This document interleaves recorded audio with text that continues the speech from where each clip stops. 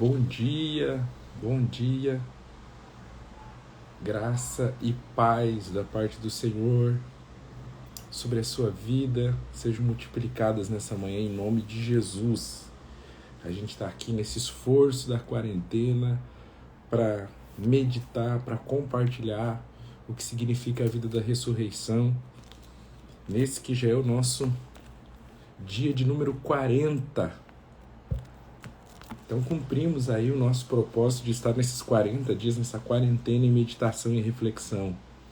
Bom dia, Zaira. Hoje, pouquinho atrasado, acho que dormi demais, acordei atrasado e corri aqui para a live, mas estou por aqui, desculpem o atraso, mas graças a Deus eu consegui chegar a tempo para a gente poder compartilhar aqui a mensagem dessa manhã, a nossa devocional, né? O nosso devocional nessa manhã.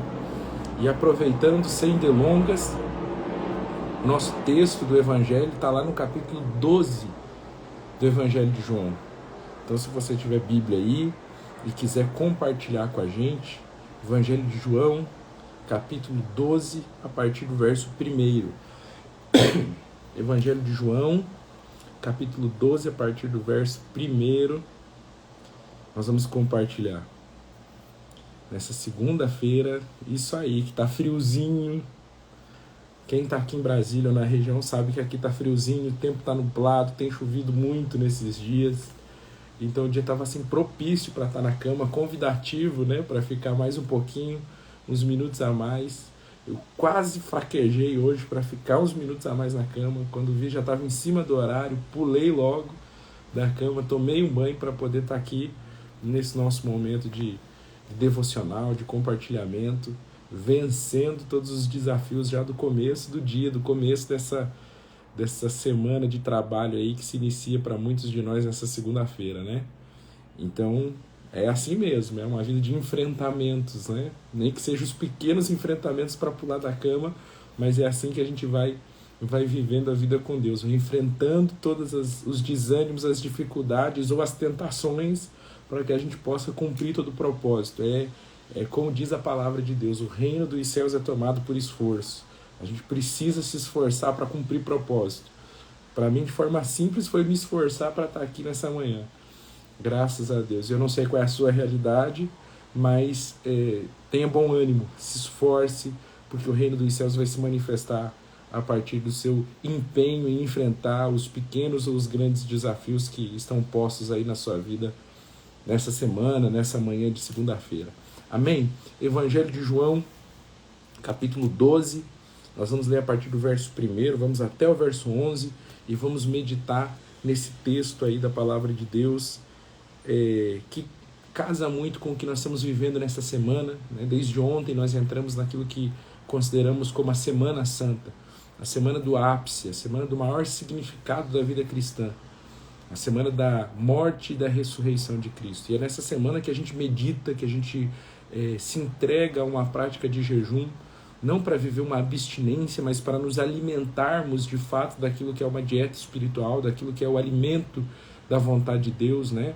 Fazer a vontade de Deus, como disse Jesus, é o alimento da vida de um cristão. Então a gente para nesses dias para meditar, para refletir, para nos alimentar dessas verdades espirituais. Nós entramos numa dieta diferente, e esses dias, essa Semana Santa, ela significa toda a vida de um cristão, porque é a partir do discernimento da cruz de Cristo, do sacrifício perfeito e suficiente do Calvário, que nós caminhamos na certeza da nossa salvação, na convicção daquilo que Deus tem como propósito para a nossa vida, sendo uma expressão ou sendo expressões visíveis daquilo que Cristo operou na cruz há mais de 2000 anos atrás, sendo expressões da graça, sendo expressões da misericórdia, sendo expressões da salvação de Deus, sendo expressões do amor incondicional de Deus, porque é isso que nós, a partir da cruz de Cristo, nos tornamos testemunho de que a cruz valeu a pena. Então o povo de Deus, a partir da cruz, isso é muito significado nesses dias em que nós comemoramos a ressurreição de Jesus a partir da sua morte na sexta-feira. Então nós estamos dentro daquilo que é o chamado período, Semana Santa, e para isso serve, esse período serve para que a gente se lembre o testemunho que nós somos enquanto povo de Deus, daqueles que validam o sacrifício de Jesus na cruz, e encarnam e decidem cumprir toda a palavra de Deus, sendo testemunha dessa cruz, sendo a materialização desse amor e dessa graça de Deus derramada de forma abundante no Calvário. Por isso a gente está aqui meditando para tomar consciência. Então a caminhada do Evangelho é uma caminhada de consciência, para que a gente vá se empoderando daquilo que é o nosso propósito, vá discernindo aqueles que são os próximos passos e vá encarnando a palavra. Não é verdade? Se Jesus foi o verbo encarnado, nós podemos ser a carne enverbada. Se Jesus, a palavra, se Cristo, a palavra, foi encarnada em Jesus, isso significa que em Jesus nós temos a referência e o testemunho de que a nossa carne humana pode ser enverbada na palavra que é Cristo. Por isso nós somos a exemplo de Jesus para manifestar o Cristo. Por isso nós somos a exemplo de Jesus para que através de nós o Cristo traga esperança para a glória de Deus. Esperança não como expectativa de que talvez Deus será glorificado. Esperança como a convicção da certeza de que ao esperar que nós vivamos como Jesus viveu, Deus será glorificado através da nossa vida. Cristo será revelado e o nome do Pai vai ser glorificado em nome de Jesus. Amém? É nesse empenho que a gente está, nessa significação que a gente está nesses dias e especialmente nessa que é a Semana Santa. Por isso a gente vai lá para o Evangelho de João. Se você tem Bíblia, você que está chegando agora, Evangelho de João, capítulo 12, e nós vamos ler a partir do verso de número 1 até o verso 11. Amém? Bem a propósito do que é essa Semana Santa aí. Verso 1 de João, capítulo 12, diz assim: Foi, pois, Jesus 6 dias antes da Páscoa a Betânia, onde estava Lázaro, o que falecera e a quem ressuscitou dentre os mortos. Então Jesus está voltando na casa daqueles que eram seus amigos íntimos, pessoais, daqueles que viveram uma experiência profunda com Jesus. E agora é Jesus quem está se preparando para os seus últimos dias, é Jesus quem está vivendo a angústia que Lázaro outrora experimentou, a angústia de estar morrendo, a angústia de estar caminhando para a sua morte, para o seu matadouro. Claro, Lázaro por conta de uma enfermidade, Jesus por conta de uma cruz, mas Jesus está de novo nesse lugar onde a morte e a ressurreição foram encontradas, se encontraram a partir daquilo que era o propósito de Deus, antes então na vida de Lázaro, mas agora a morte e vida vão se encontrar a partir do ministério de Jesus, do propósito de Jesus. Verso 2 diz: Fizeram-lhe, pois, ali uma ceia, e Marta servia, e Lázaro era um dos que estava à mesa com ele. Então Maria, tomando um arretel de unguento, ou um vaso de unguento de nardo puro, de muito preço, ungiu os pés de Jesus e enxugou-lhe os pés com os seus cabelos, e encheu-se a casa do cheiro do unguento. Você pode imaginar essa cena? Tá os discípulos ali, tá Jesus, tá a Marta e tá também o Lázaro que fora ressurreto por Jesus. Dá para imaginar essa cena? Tá todo mundo se preparando para um jantar. Tá todo mundo se preparando para um momento talvez de celebração da amizade, do carinho que existia entre eles. E alguém constrange aquele ambiente com tamanha honra e reconhecimento, com tamanha expressão de cuidado e amor. E não é só uma honra, um reconhecimento a partir de um gesto surpreendente no sentido de elevação. É um gesto surpreendente no sentido de humilhação. Seria só uma elevação se a Marta tivesse derramado um nardo que era caríssimo, que tinha alto preço nos pés de Jesus.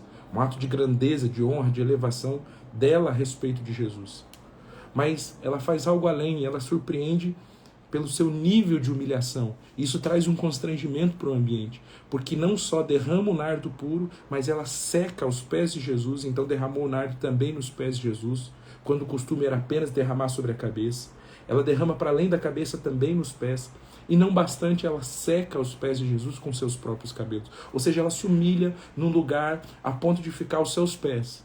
E aos seus pés ela entrega a maior das suas ofertas, que não é o nardo que tinha um preço muito alto, que tinha um valor muito alto, mas era a sua rendição, a ponto de colocar os seus cabelos, que significava a sua honra, que significavam como que o seu véu, a forma como ela se guardava para a vida, para talvez um futuro casamento, mas ela coloca aquilo aos pés de Jesus.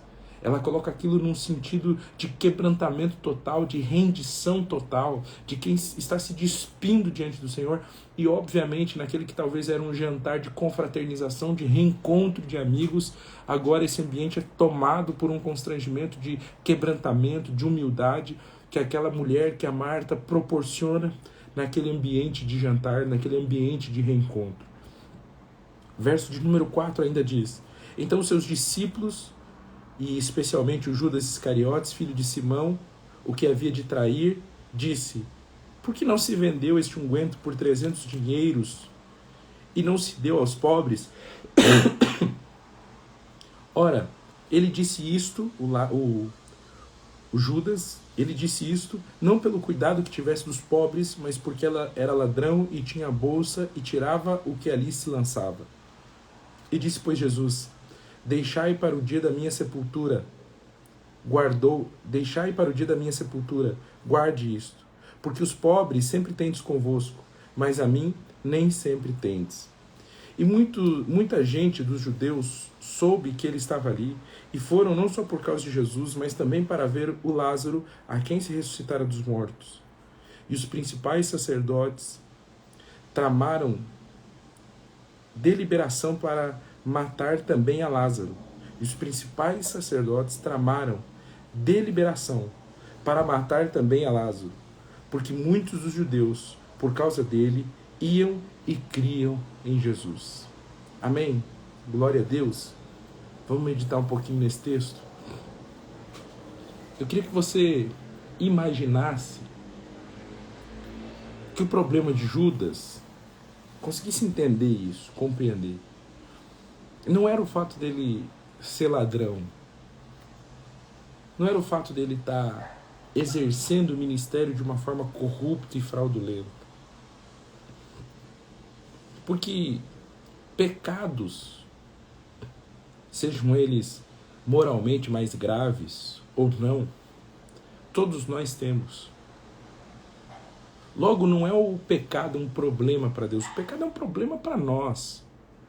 Porque vai nos colocando em lugares de constrangimento, de fingimento.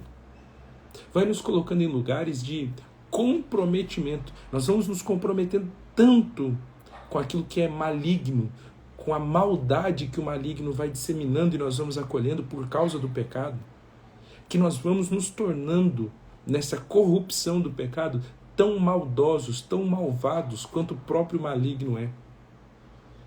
E se Deus quer nos libertar do pecado, como a palavra de Deus diz que quer, e eu creio que Ele queira, não é porque o pecado nos atrapalha na relação com Deus, mas é porque o pecado nos atrapalha em nos reconhecermos como de fato Deus nos criou para ser.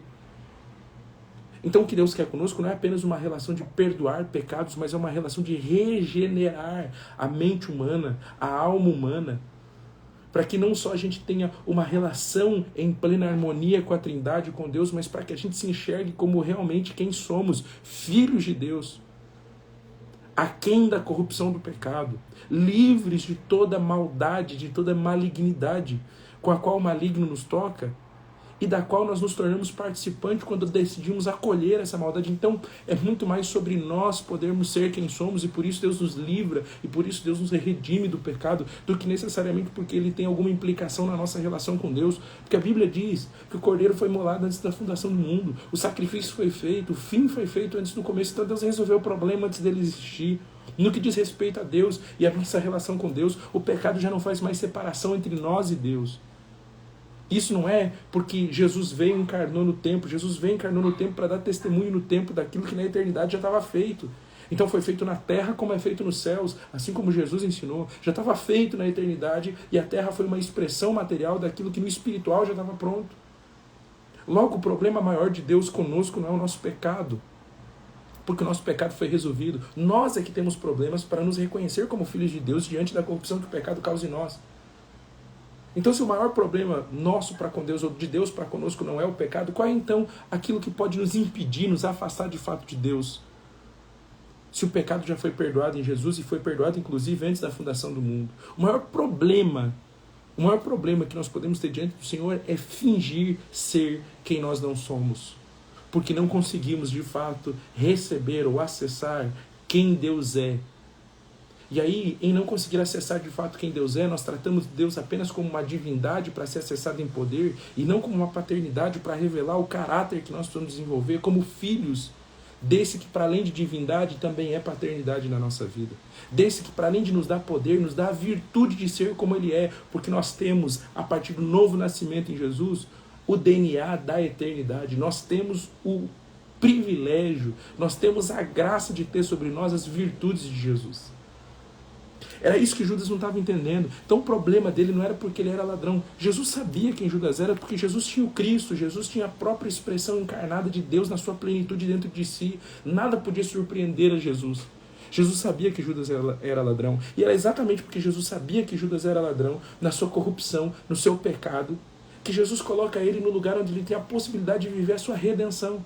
Então, de todos os lugares no ministério de Jesus que Judas podia atuar, talvez sendo uma espécie de relações públicas de Jesus, talvez sendo uma espécie de auxiliar nos milagres que Jesus faria. Todas essas talvez eram funções que Judas poderiam estar, mas ele vai justamente cuidar dos dízimos, das ofertas, daquilo que eram donativos, das arrecadações que aconteciam para que o ministério de Jesus funcionasse. Justo ele que era ladrão, porque o problema dele não era o pecado, aquilo que moralmente ele cometia e que era na verdade um sinal de como ele acolhia a maldade do maligno que havia lhe tocado ao ponto de se tornar tão maldoso quanto maligno era. O problema não era isso. O problema era que ele, apesar de ser um pecador, ele não reconhecia que precisava de um Salvador.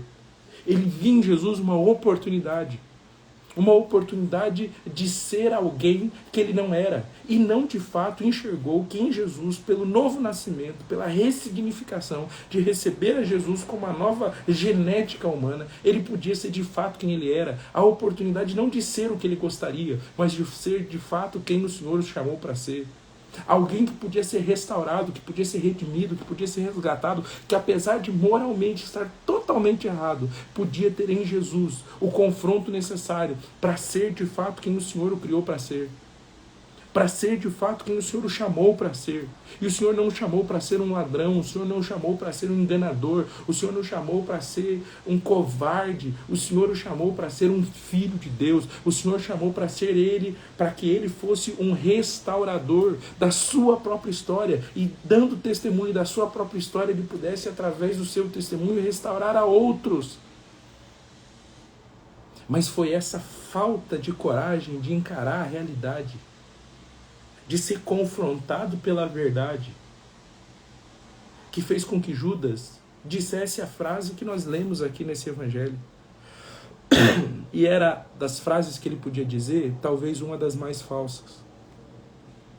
Porque não era o problema dele ser ladrão, o problema era ele encarnar um personagem para não ser confrontado com aquilo que era o seu pecado moral.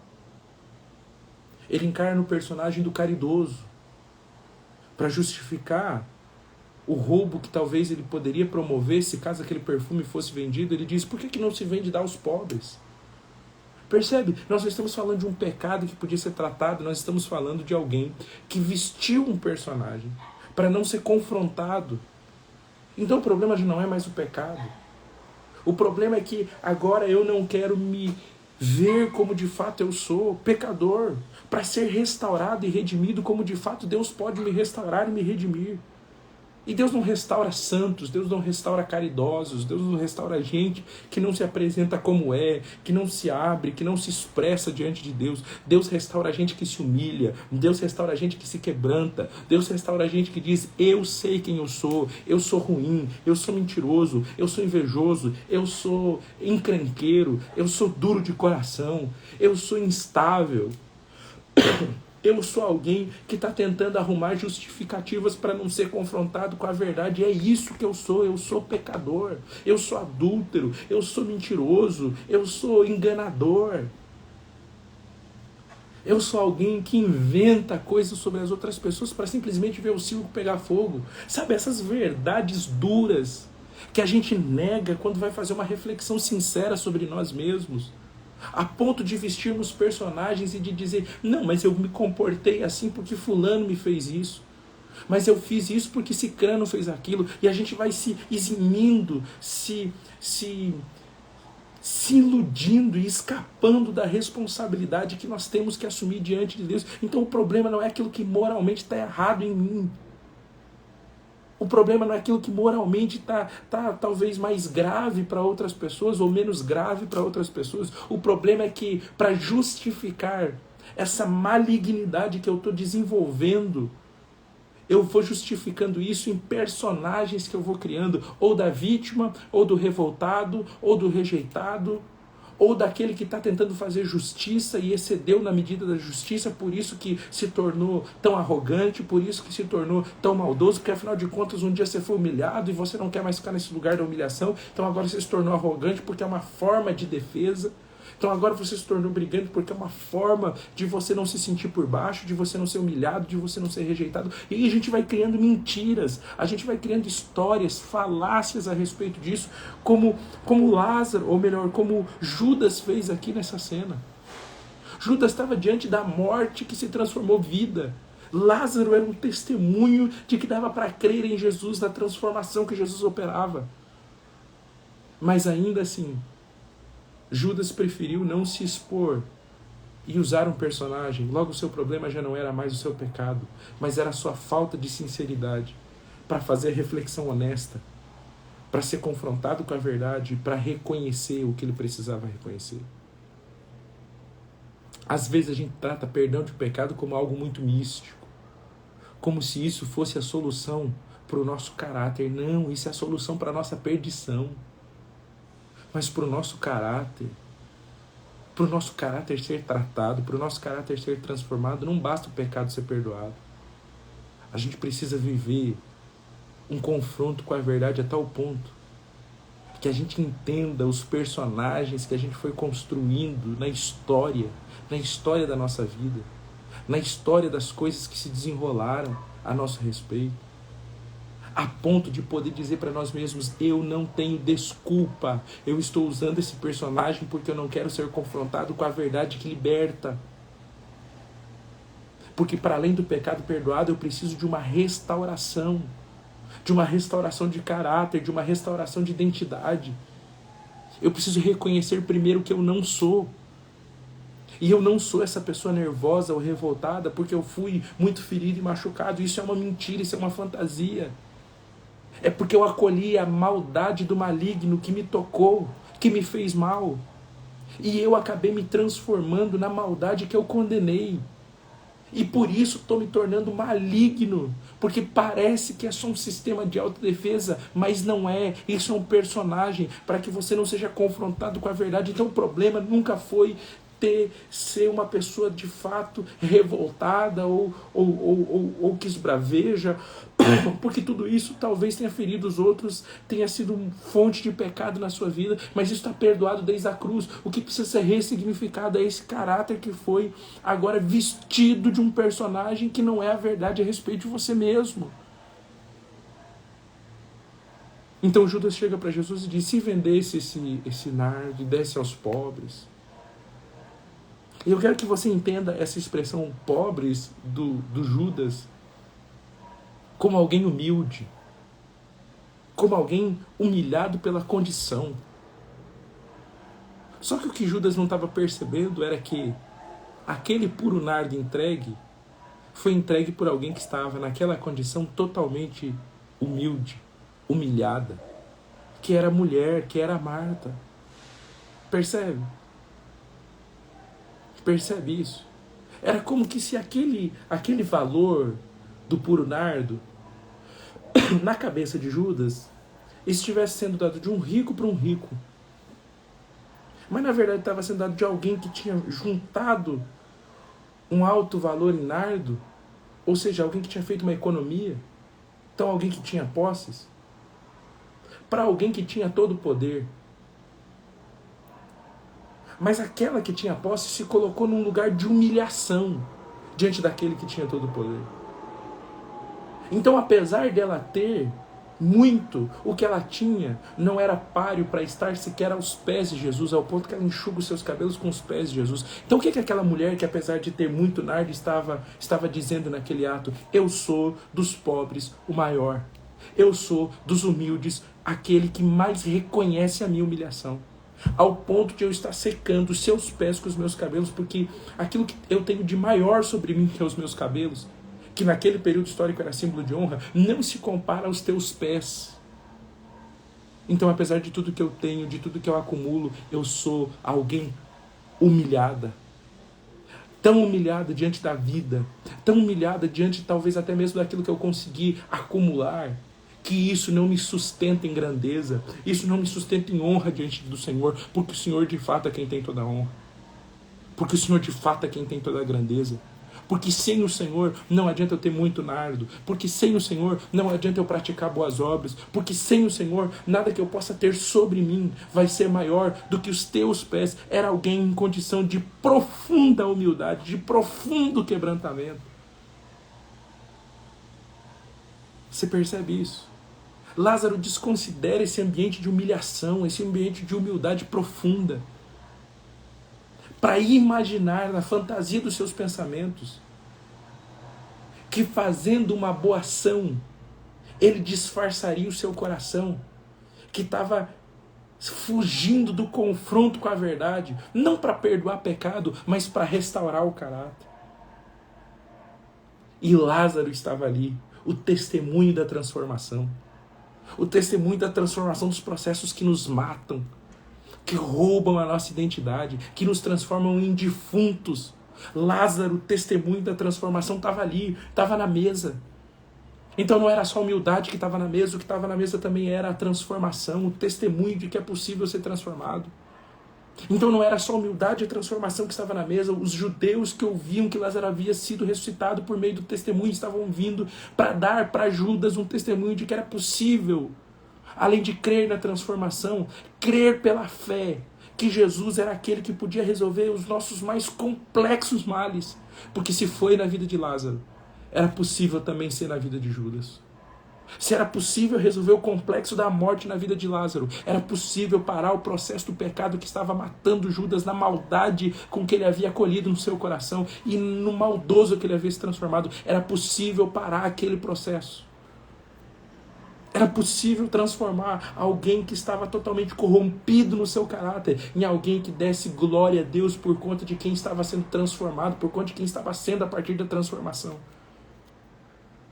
Então estava naquela mesa daquele jantar a humildade, o quebrantamento, representado na figura da Marta, o testemunho de transformação representado na figura de Lázaro, e os judeus que estavam vindo para crer em Jesus. A fé estava sendo testemunhada naquele lugar, como se Deus estivesse dizendo: olha, tem transformação se você se humilhar, se você se reconhecer quem você é, pela fé. Pela fé de que você vai encontrar em mim verdadeira vida, pela fé de que você vai encontrar em mim verdadeira transformação, pela fé de que em mim você vai encontrar o seu verdadeiro eu. Então, se teve um momento que Jesus preparou para transformar o Judas, para resgatar o Judas, era aquele. Ele não conseguiu entender.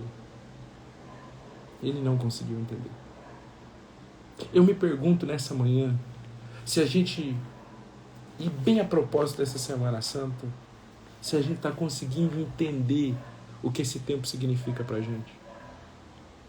Porque a gente olha para a cruz como o perdão dos pecados, mas não olha para a ação do Evangelho na nossa vida como transformação do nosso caráter. Será que a gente está entendendo que nessa semana Deus está colocando diante de nós os elementos que a gente precisa para viver transformação? Não só para viver o perdão.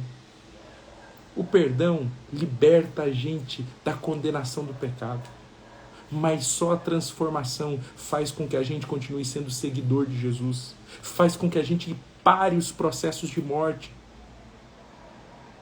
que estão tomando conta da nossa vida a ponto de nos levar para longe de Jesus. A ponto de, se esses processos não serem parados de uma vez por todas na nossa vida, nós vamos cometer suicídio espiritual. Porque foi isso que Judas fez. Como ele não entendeu que diante dele estava a humildade para a transformação pela fé. A Marta, o Lázaro e os judeus que estavam vindo por causa do testemunho do Lázaro. Como Judas não entendeu isso.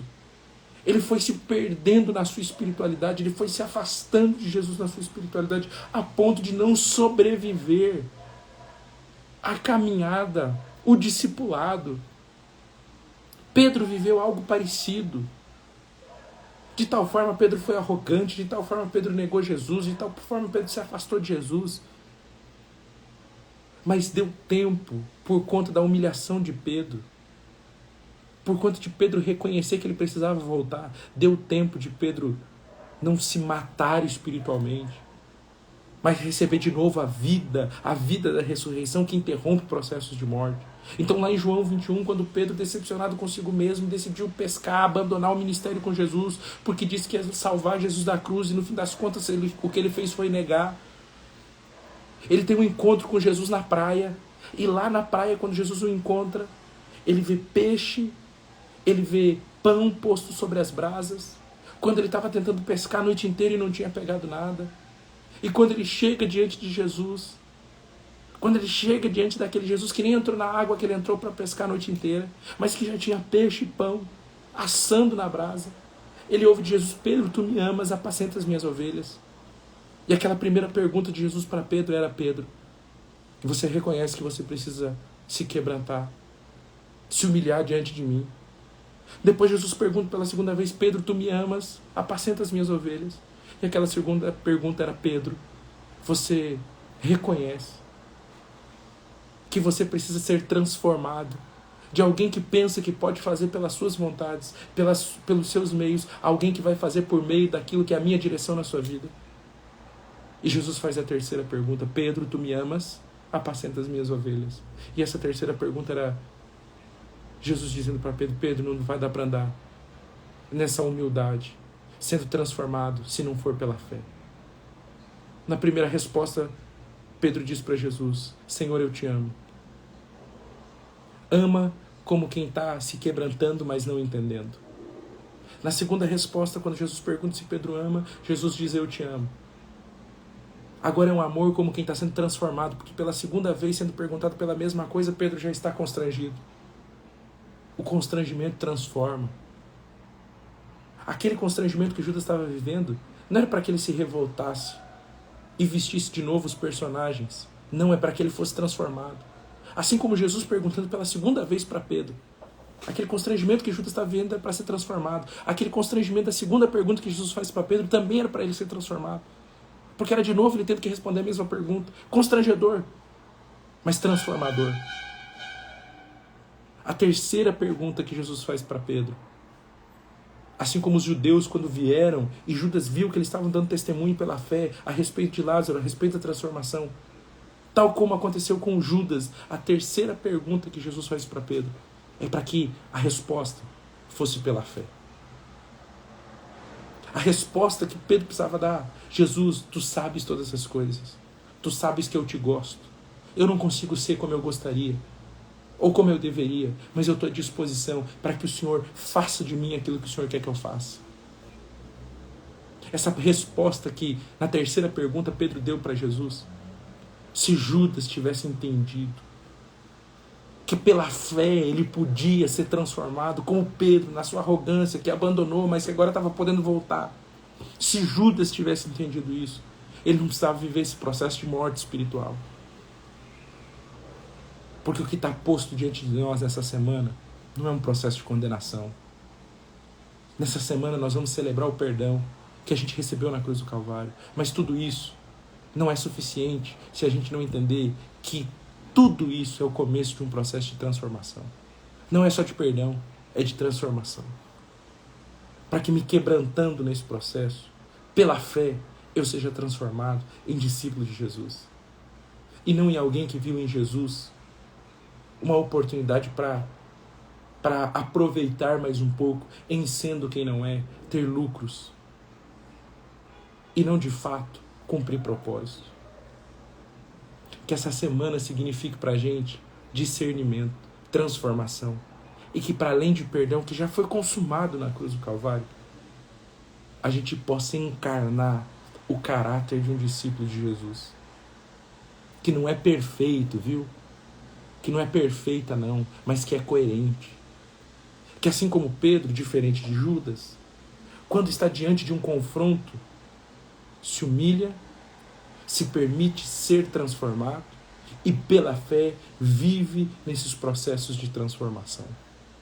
Vai sendo aperfeiçoado naquilo que foi transformado. Então eu não estou dizendo que você não vai mais errar, eu não estou dizendo que você não vai mais falhar, eu estou dizendo que se você errar e que se você falhar, você pode se humilhar, para que Deus possa te transformar e para que pela fé você possa testemunhar que a sua humilhação, alinhada à transformação de Deus, dá a você a condição de viver a restauração da sua verdadeira identidade, do seu verdadeiro caráter. Pelo amor de Deus, um caminho para a morte espiritual, porque você tem um testemunho de vida, Cristo ressuscitou.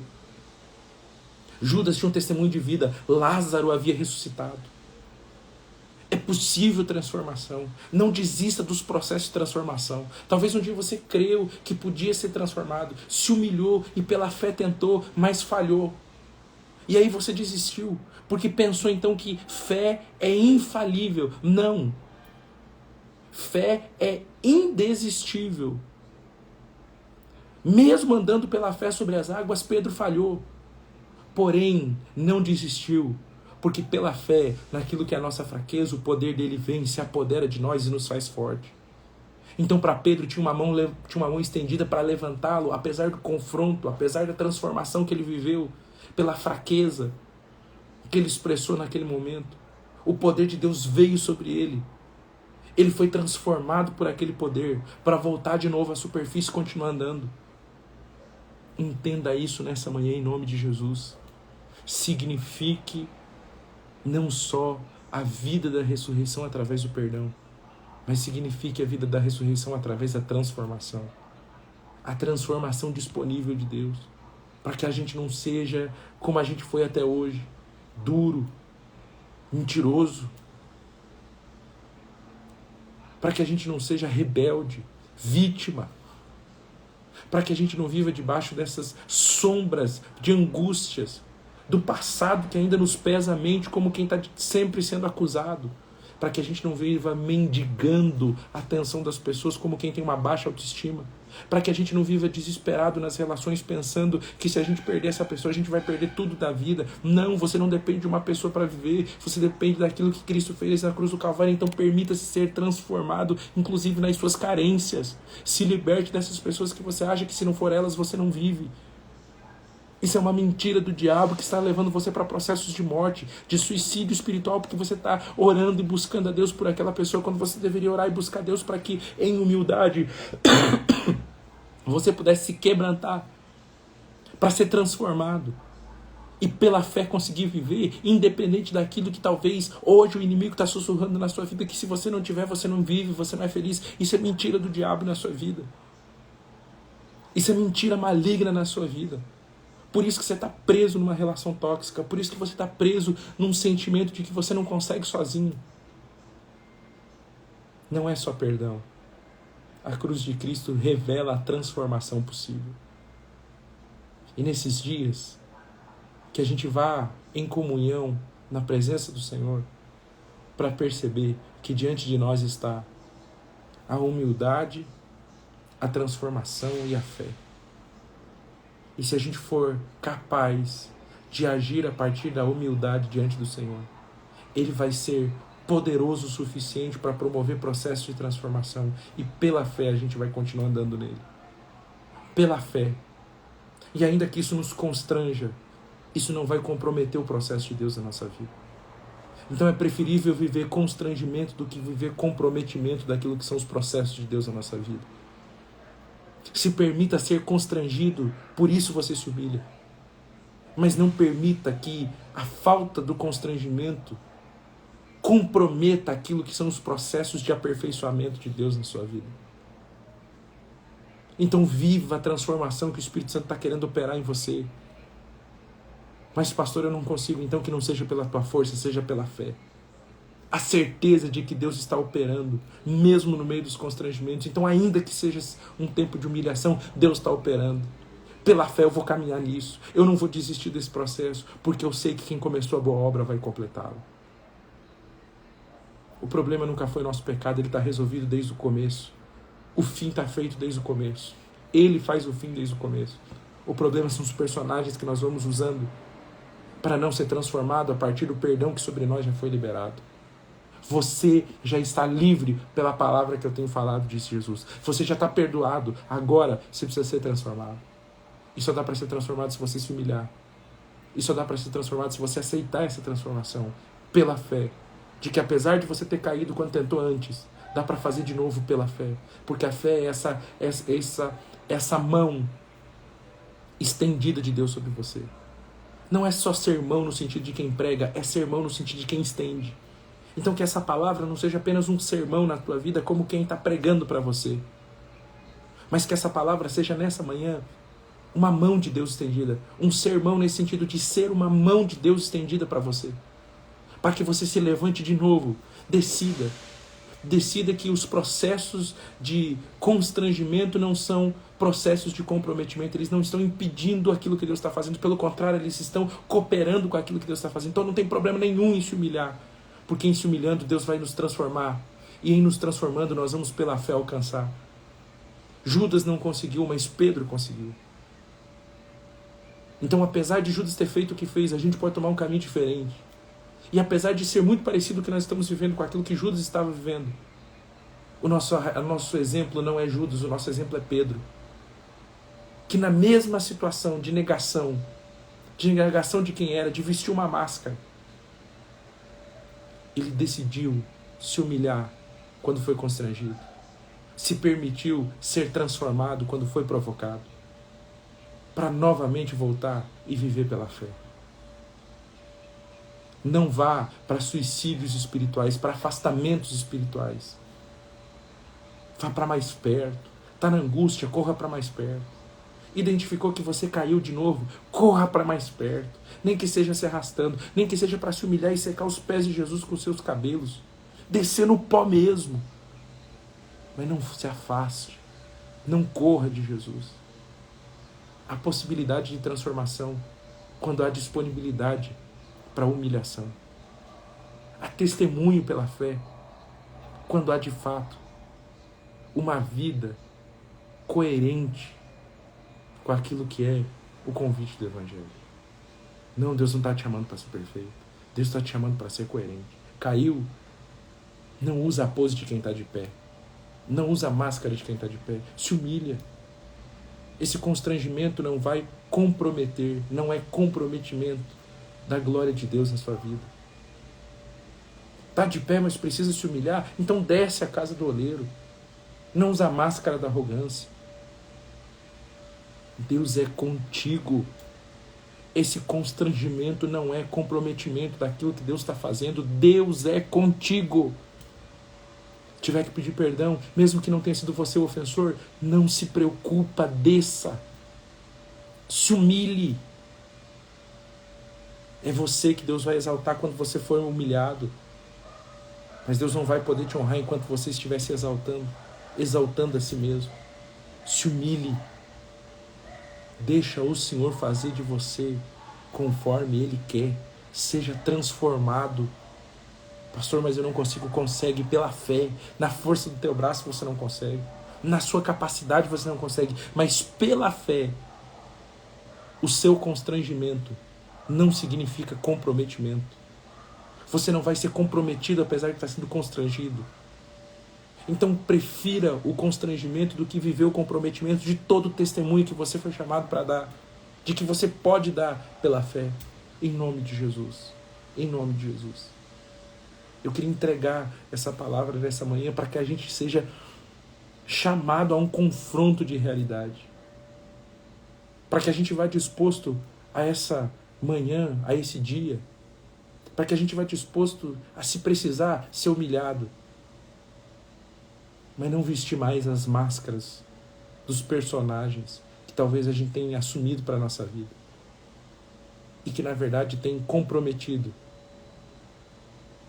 Apesar de não estarmos sendo constrangidos, estamos sendo comprometidos. Isso parece vantagem, mas isso na verdade é a caminhada do Judas. É a caminhada para o suicídio espiritual. Deus quer te libertar da morte. Quer te dar testemunho nessa manhã. E essa palavra é uma forma dele fazer isso. Quer te dar testemunho nessa manhã que é possível sair da morte para a vida e não caminhar em vida para a morte, porque a morte e o inferno já não têm mais domínio sobre nós. Amém. Glória a Deus. Que essa palavra nos encontre de forma profunda, poderosa, profética nessa manhã. E que essa semana seja santa. Não só porque os nossos pecados foram perdoados, mas porque o nosso caráter está sendo transformado. Transformado à medida de Cristo Jesus. E como discípulos de Jesus, ainda que isso seja constrangedor, nós cremos que isso será transformador. Não será comprometedor. Mas pela fé nós daremos testemunho de que a humilhação não só trouxe salvação, trouxe também restauração. Em nome de Jesus. Vamos orar? Ore comigo nessa manhã. Sobre esta palavra, ore comigo. Sobre esta palavra, lance as tuas redes nessa manhã. Se preciso for, viva processos constrangedores. Mas fuja de tudo aquilo que está tentando evitar constrangimento, em evitando o constrangimento, comprometendo aquilo que é processo de transformação de Deus na sua vida, em nome de Jesus. Pai, nós oramos nessa manhã, porque nós temos como exemplo, Senhor, a Tua Palavra, como referência a Tua Palavra. E a Tua Palavra não testemunha apenas de Judas, nos dá testemunho também de Pedro. Ambos foram constrangidos, mas um deles, Senhor, escolheu não comprometer, apesar de ser constrangido, apesar de se constranger. Senhor, que nessa manhã a gente não comprometa os Teus processos na nossa vida, tentando evitar os constrangimentos na nossa história. Mas que, se preciso for, a gente se humilhe, Senhor. Seja humilhado. Contudo, que nós possamos ser transformados. Transformados para viver pela fé, para discernir. Senhor, para discernir a Tua vontade na nossa vida. Não para ser perfeitos, porque isso talvez, Senhor, a gente não consiga em vida. Mas para ser coerentes com aquilo que é o testemunho da Tua verdade. Para ser confrontados todas as vezes quando forem necessárias, Senhor. Para que de fato a gente seja transformado em discípulo de Jesus. A imagem do nosso Mestre. Para sermos conforme Cristo está nos moldando para ser. Nos ajuda, Senhor. Nos ajuda a encarar. Nos ajuda a discernir. Nos ajuda a nos sujeitar. Nos ajuda, Senhor, a perceber que todo o nosso constrangimento não está comprometendo a Tua obra na nossa vida. E é os humilhados, Senhor, são os constrangidos mesmos que são exaltados. Senhor, que nessa Semana Santa, não apenas os nossos dias nos lembrem perdão, mas os nossos processos, Pai, nos relembrem a todo momento, durante o nosso dia, durante a nossa semana, a transformação que está em curso na nossa vida, para que a gente possa Te glorificar, para que Cristo em nós seja revelado, como Cristo em Jesus foi revelado, e o constrangimento da cruz de Jesus não comprometeu, Senhor, o processo da revelação do Cristo através de Jesus. Que os nossos constrangimentos essa semana, Senhor, em tomar a nossa cruz e seguir, não comprometam a revelação do Cristo que está em nós, do Cristo em nós, que é a esperança da glória. Nos ajuda, nos dá graça, sabedoria, nos dá, Senhor, condições de suportar aquilo que nós precisamos enfrentar e, debaixo da autoridade do nome de Jesus, viver a exemplo de quem Jesus foi, revelando Cristo, revelando a Tua glória sobre nós, em nome de Jesus, em nome de Jesus. Amém e amém. Graças a Deus, glória a Deus. Essa live vai ficar salva, que você possa voltar nela quantas vezes forem necessárias para ouvir de novo. Envie isso para alguém, abençoe o dia de alguém. E lembre-se de uma coisa: os processos de comprometimento precisam ser parados, mas os processos de constrangimento, eles podem ser continuados, porque eles vão trazer humildade. Talvez vão até nos humilhar, mas essa humilhação vai gerar transformação. E na transformação, a gente vai viver pela fé, sem comprometer, ainda que seja constrangido, mas sem estar comprometendo os processos que Deus começou na nossa vida, para que através de nós, assim como foi com Jesus, a gente possa revelar o Cristo, a esperança da glória. Amém? Que Deus te abençoe, fique na paz, fique na graça de Jesus, lembrando que todo processo de constrangimento não significa comprometimento. Jesus foi constrangido pela cruz, mas o processo de revelação do Cristo através de Jesus não foi comprometido pela cruz. Talvez aquilo que hoje você está sofrendo e que talvez está te levando num lugar de quebrantamento não está comprometendo, Está constrangendo, mas não está comprometendo. Fica firme, porque aquilo que é testemunho de fé ainda vai se manifestar na sua vida. Viva o processo de quebrantamento, para transformação, para que todo constrangimento, de fato, gere testemunho de que nada que te constrangeu comprometeu o que Deus decidiu fazer através de você e em você. Fica na paz, Deus te abençoe, até amanhã, 7h30 da manhã.